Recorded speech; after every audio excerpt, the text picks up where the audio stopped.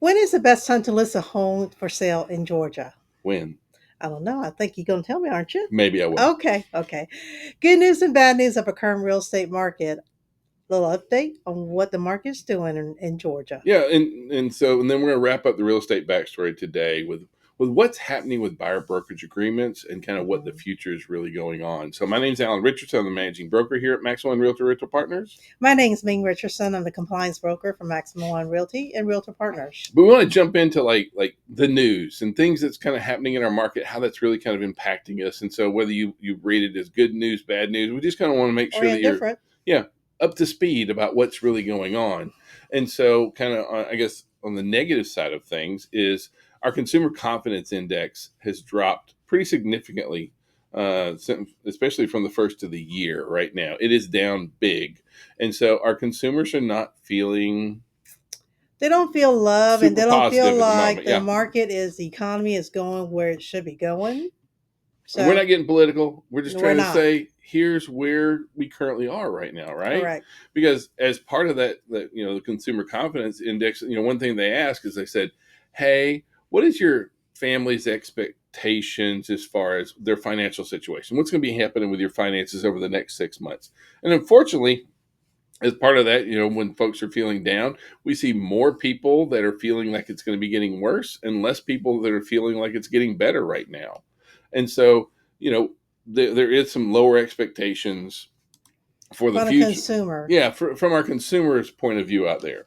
Um, Also, the National Association of Home Builders, Wells Fargo, they do a housing market index, and it dropped again this month. It dropped 3 points, and they really like to see things up over 50, and we're down closer to 40. That kind of stuff, 39, It's a little and scary, so but our builders are feeling are really kind of anxious with all the tariffs and things going on. So the builders are feeling a little bit of well, angst there. you know, it's like any builder. They have a budget when they first start out, and when you Yeah, mix with their costs in the middle of it, it takes a little. It makes everybody uneasy. yeah. Now, one thing that did happen this past week was and the good part here is that we are still seeing mortgage rates kind of they're still moving down. They're kind of we're going on like 9-10 weeks with a nice slow steady. I mean, not real quick, but it's still moving lower. It's still moving slightly slower. This past week, the Fed met and they decided not to move the They're federal not, funds but rate. they're expecting two more cuts this year. So they're just trying to see how the economy plays out before they do anything drastically. But please Um, understand that the Fed's cutting the rates does not directly, it does indirectly affect mortgage rates, but it doesn't directly affect mortgage rates. The markets are a much bigger indicator of what's really going on. Our mortgage rates mhm. follow the 10-year treasury is really the closest one. The number that you're going to kind of track and see what's going on with that. So it is important, and we are seeing movement in the right direction. We're really close into the mid sixes. We've seen some mortgage rate, I mean, some offers come in on properties where the mortgage rates were in under six this past week. So that's kind of, we are It's very feeling some encouraging, optimistic. but once again, like we talked in the past, your credit score is important. Yeah. It matters. So Yeah. the better credit score you have, the better interest rate you have. Yeah. And then right now, housing is overall, we're feeling the supply gap here at the moment. Right now, according to the National Association of Realtors, we're short about 4 million houses, Across the United States. and so they're saying that at the current rate of building, we won't reach that like That gap. the gap for 7.5 years. So it depends on how you really look at this, because Hmm. on one hand, supply versus demand is a really like that helps to keep prices in check. Because if we have more demand than we have supply for, the prices are going to keep moving up. And although we're not seeing prices move drastically, we're going to be somewhere in that 2 to 3% property value appreciation this year, probably here in Georgia, the way things are looking. No one knows exactly what the summer is going to hold, but that's just kind of what we're looking at right now, anyway. And so property values are still holding steady, and that's a really good thing. We don't want to see prices drop because no one buys a house when prices drop. Everyone wants to wait for the market to bottom out. No one wants to buy an asset and feel like it's going to be worth less next week than it is today, kind of thing. And right now, based on the study, it shows that the average United States homeowner typically keep their home around about 11.8 years. But Here in Atlanta, we only are keeping our home for around about 9.2. So a little short term, but yeah, I mean, right now, the average consumer is here in Georgia is taking right around 9 years before that they from the point where they buy till they buy again, and that's an important number for us. That's also part of the reason why so many people continue to use a real estate professional. Right? This is not something people don't buy and sell a house every single year, every couple of years. They do it closer to every 10 years, and so that's a really big deal. And that also means that when you start having to, as a real estate professional, and when you start reaching out, you got to understand that you're reaching out and talking to folks that may not sell for 9 years, and correct. you've got to keep those relationships going, because we've sold homes for folks multiple times over And then 10, nine 15 years years is apart at the thing, yeah, and 9 years average is not always the truth for every single client that you have. Yeah, yeah. Now, as far as like where folks are looking to buy, especially here in Where they coming Georgia, from? yeah, yeah, exactly, where folks are coming from. Zillow did a shared some really nice data with us where they said, okay, here's where all your page views are coming from in Georgia, and so for Georgia, 66% of of folks looking at property are from within the state, right? Correct. And so 2/3 are from within the state. However, it's really hard for me to get my head around. Almost a third of people looking at homes here in Georgia Are from out of state. are from out of state, right? And the number one state where people are looking at homes here from New York, New York. the New Big York, Apple. yeah, New York is the number one state where people move to Georgia from New York than any other state. And the next one is actually Miami. Well, and that's the surprising thing. The second largest, or the second largest group of people moving from Migration. yeah, the second biggest state where people move from to Georgia, Florida. Florida's everybody dreams of sunny Florida, and then they get down there and they realize Right. it's hot and there's hurricanes. They come back up here to Georgia, so that's a pretty good thing out there for us. But I just find those are really interesting. Now I think that there's something telling here for real estate professionals about, do you have a great referral network set up in Florida and in New York? Because this would be a great opportunity for you to reach out to those Absolutely. agents in those, especially in those states and cities, kind of thing. Number 3 on our list is Washington D.C., and I can understand that there's a lot of folks looking to move now out of DC, so that could be a good thing for you too. So just be considering that as you're going forward. Well, for referral source. So do keep those states in mind because that might benefit you in maybe 3 or 4 more transactions a year. Yeah. And then one of the key metric that we want to kind of point out today, and that is what's going on with multifamily and apartments. Because right now it is definitely cheaper to rent Then buy. than it is to buy. And that goes for most of the United States, even most of Georgia. There's a few counties here in Georgia where it's actually cheaper to buy than it is rent. But overall, it's kind of been that way for a number of years. We've seen rents falling for, I think, 19 months. Rents have fallen. And so if you go back and start looking at like the big year for building multifamily and apartments was in 2022, and then 2023 it dropped big time, and in 2024 it dropped even more.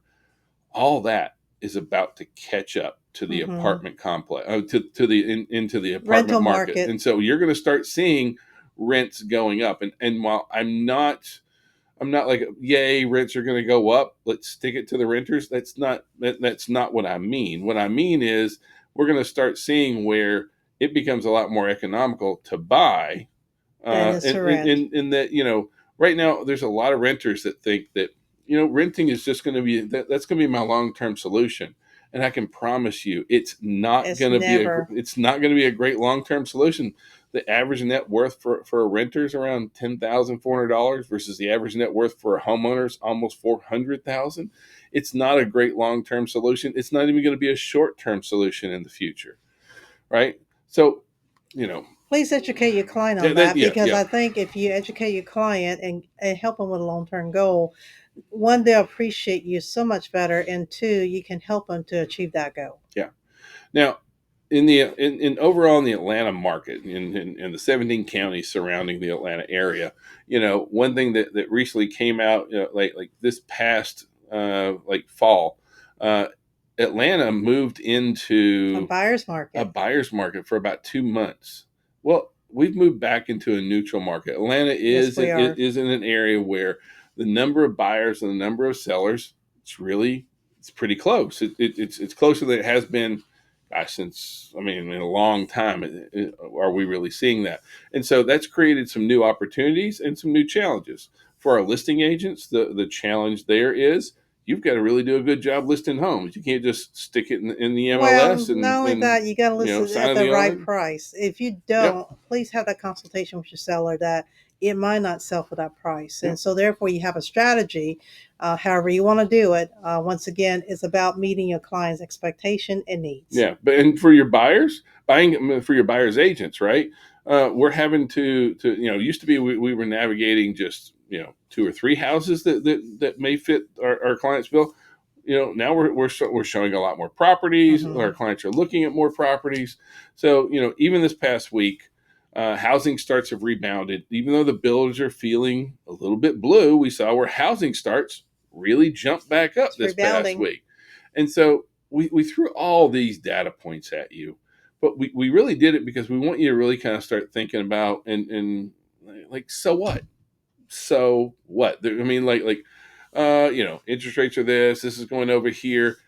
What does that really change about your clients? Not much, right? You should be reaching out, engaging, talking to your clients all the time. Does that impact your business?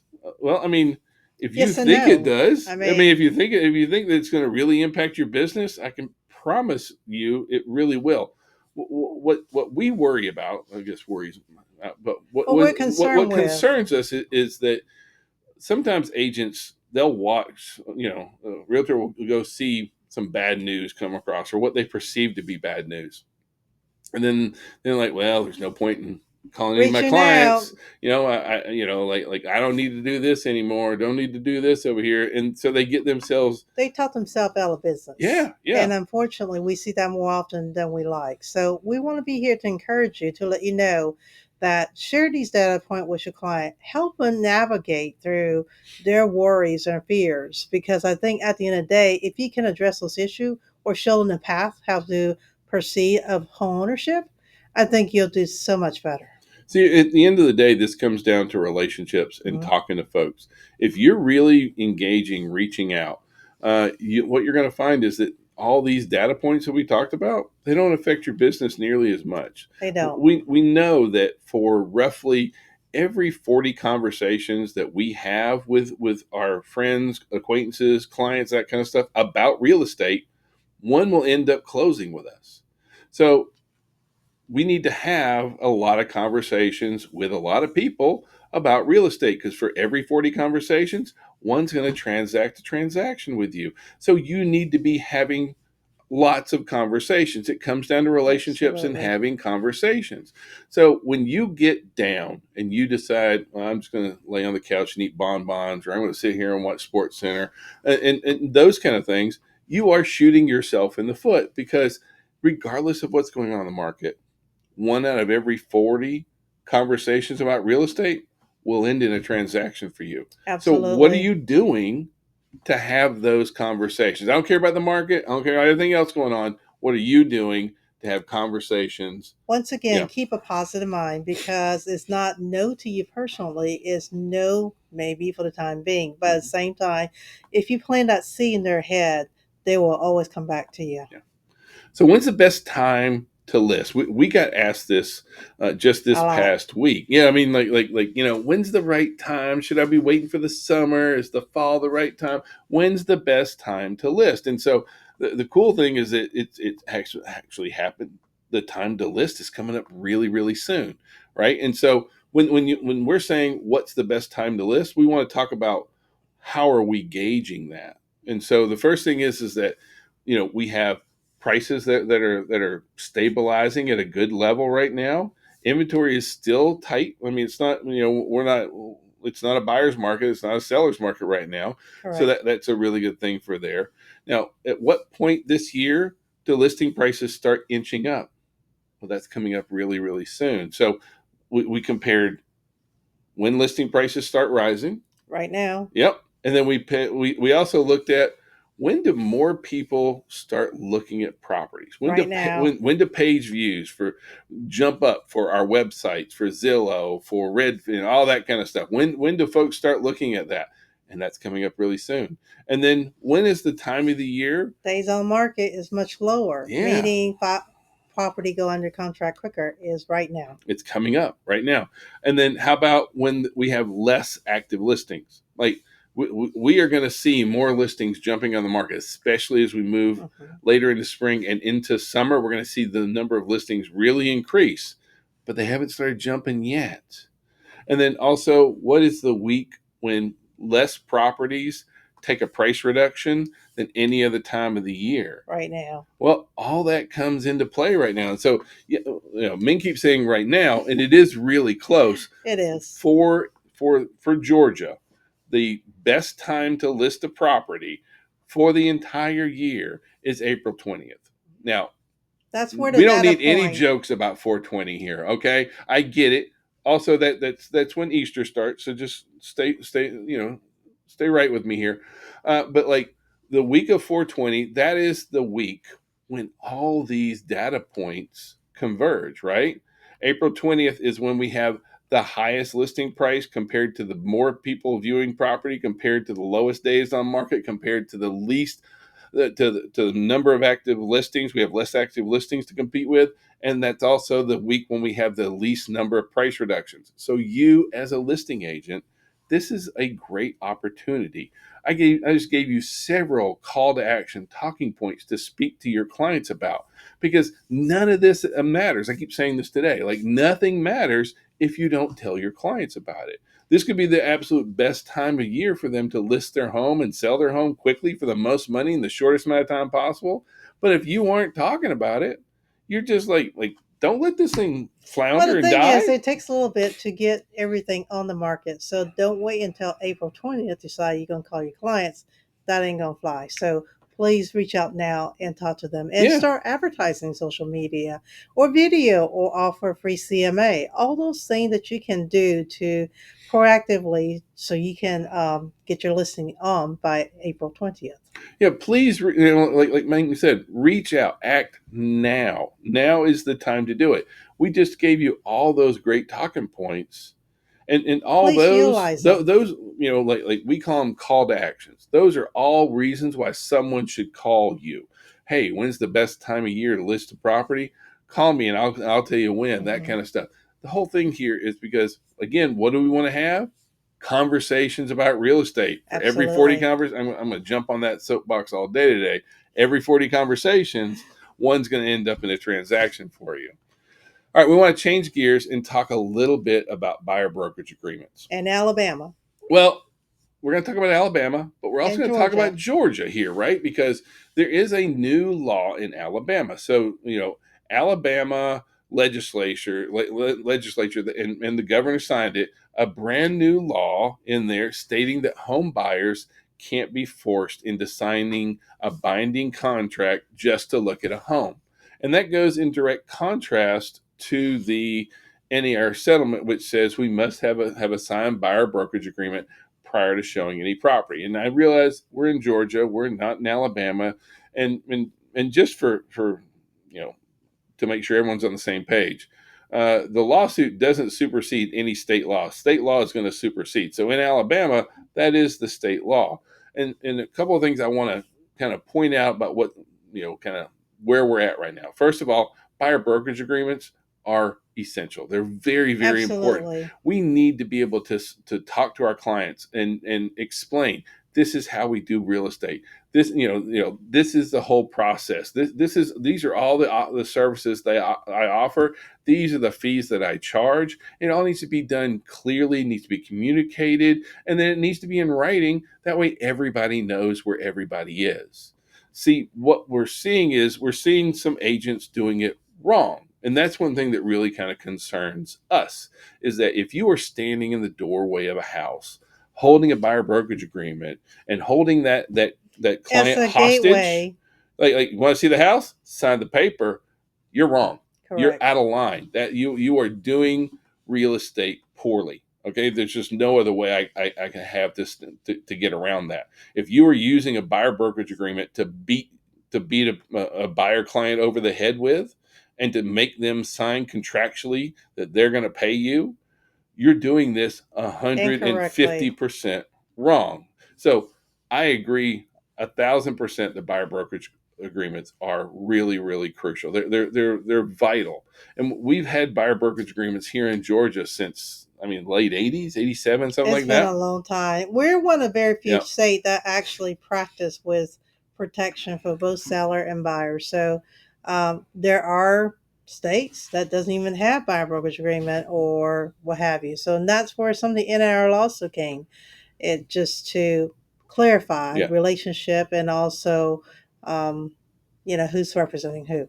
Yeah, but we just want to take a minute, because it's not about dumping buyer brokerage agreements, Hmm. right? The idea here is that, and what we want you to understand is that getting a buyer brokerage agreement has not ever really been difficult for us to get signed, because when you sit down with a client and you explain, this is how I do real estate, and you take them through and you answer all their questions, and I'm going to set you up on automatic searches, and we're going to go here, we're going to go to our properties, these are all the terms you need to know. Here's what's going on with financing. I'm going to part you up. And you go through just the myriad of things that we do, all the services that we provide, everything that we're going to do to make you, to help you find the home of your dreams.